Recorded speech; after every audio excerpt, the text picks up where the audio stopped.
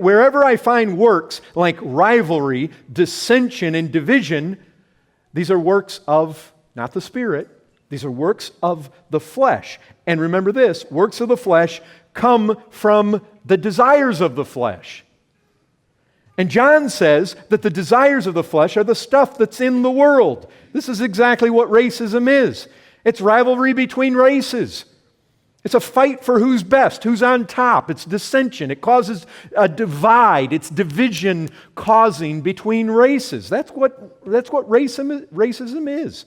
And remember, this dissension, division, rivalry, this enmity, it characterizes the world. And what's the world? It's a system that is organized against God.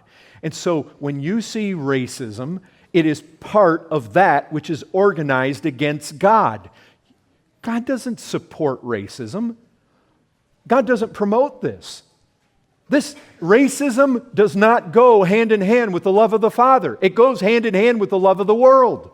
You are worldly if you are a racist, and you are passing away. Racists go to hell. Do you get that? This is serious stuff. A divide between races. This is not the way Christians should walk. Remember, the world is opposed to God. Racism is bad. It's a manifestation of the anti-God system that John is telling us, don't love this. This is true whether I'm black or white.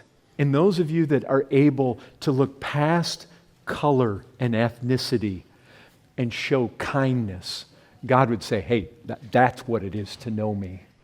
You see that one over there that's doing that? They're not allowing racism to color the way they think and to not wrongly judge others, but to seek to help and to seek to manifest justice and to cast off oppression and free people from it.